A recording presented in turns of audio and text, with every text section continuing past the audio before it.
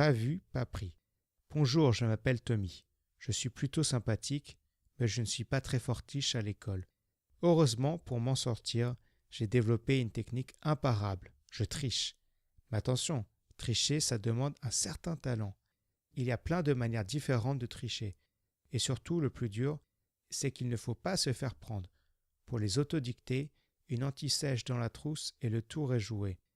Quoi? Vous ne savez pas ce qu'est une anti-sèche? Il va falloir vous mettre à jour, les amis. Une anti-sèche, c'est un petit morceau de papier sur lequel est écrit ce que vous ne voulez pas oublier le jour de l'examen.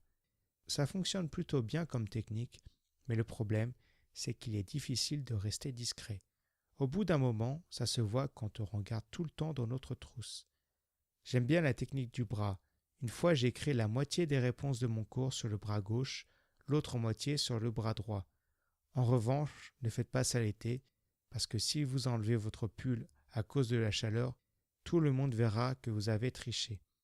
La clé pour réussir dans cette discipline, c'est que le tricheur ne doit en aucun cas être démasqué, même par ses amis. Les rapporteurs, on les connaît. Alors, motus et bouche cousue, ne dites rien à personne sur votre profession. Et oui, autant vous le dire, ceci demande un professionnalisme hors du commun. Il faut des années d'entraînement. Personnellement, j'ai commencé à tricher dès mon plus jeune âge. En petite section, je testais mes talents prometteurs. Mais c'est le jour de ma rentrée en CP que j'ai tout de suite compris que c'était ma vocation. Instinctivement, sans même réfléchir, j'ai regardé par-dessus l'épaule de mon voisin pour recopier sur lui. J'ai même un jour volé un bon point à Christelle qui était derrière moi pour obtenir une image plus vite. Je ne sais pas si c'est pareil dans votre école, mais chez moi, quand on a 10 bons points, on a une image. Et quand on obtient 10 images, on a le droit à un superbe poster. Pas de doute, il fallait que je triche pour obtenir mes 10 images. C'est ce que je fis avec succès, et la récompense qui m'a été donnée fut un magnifique poster de Harry Potter. Depuis ce jour, je me suis dit qu'être un tricheur, c'était un peu comme faire de la magie. Parce qu'on le sait, entre vous et moi, la magie, c'est des bêtises, ça n'existe pas. Sauf que voilà, cette année c'est le drame. J'ai un nouveau professeur, Monsieur Boniface. Monsieur Boniface, il n'est pas né de la dernière pluie, je peux vous le dire. C'est un vieux professeur qui connaît très bien tous les trucs et astuces des tricheurs. Dès le premier jour, il a remarqué mes talents en la matière et il garde constamment l'œil sur moi. Mais je ne me suis pas laissé faire de la sorte. À ce jeu, c'est moi le maître.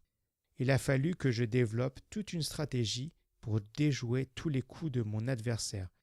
Je suis même allé jusqu'à apprendre une poésie par cœur pour effacer ses soupçons. Je vous rassure, je préfère tricher, c'est bien plus marrant. Alors voilà, j'ai doucement insufflé en lui le doute afin qu'il ne puisse lire mon jeu.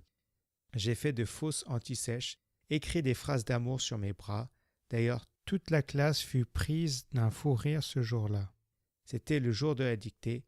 J'ai fait exprès de remonter mes manches et de lire les phrases qu'il y avait sur mes bras. Monsieur Boniface s'est mis en colère jusqu'à ce qu'il se rende compte que je ne trichais pas. Après de nombreuses farces, j'avais réussi mon coup. Monsieur Boniface ne savait plus où donner de la tête. Je pouvais dès maintenant me mettre réellement au travail. Et ça tombait bien parce que cette année, on devait écrire un exposé entier sur un sujet tiré au sort. On a formé des groupes de 3 et vous savez ce que j'ai fait? J'ai bien entendu tricher pour tomber avec les bonnes personnes. Antoine et Jamila étaient les 2 premiers de la classe. Je n'ai pas pu m'empêcher de pouffer de rire quand j'ai vu le regard accusateur que m'a lancé Monsieur Boniface. Mais comme on dit toujours, c'est une grande devise des plus grands tricheurs, pas vu, pas pris.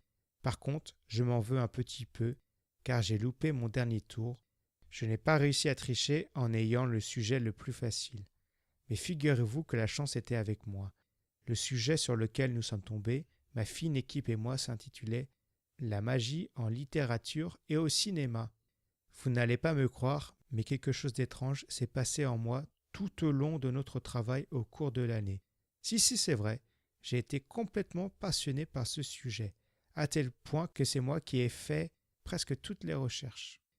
J'ai lu au moins 6 livres différents, regardé des dizaines de films, je suis allé au cirque et même au théâtre.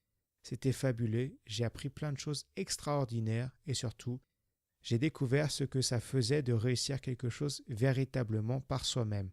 À la fin de l'année, nous avons fait notre présentation devant toute la classe et nous avons obtenu la meilleure note. Notre exposé était tellement bien que M. Boniface l'a distribué dans toutes les classes ainsi qu'aux parents. Je n'ai jamais été aussi fier de moi et depuis ce jour, j'ai arrêté de tricher. Je me suis rendu compte que ce qui avait du vrai mérite, c'est ce qu'on faisait par soi-même.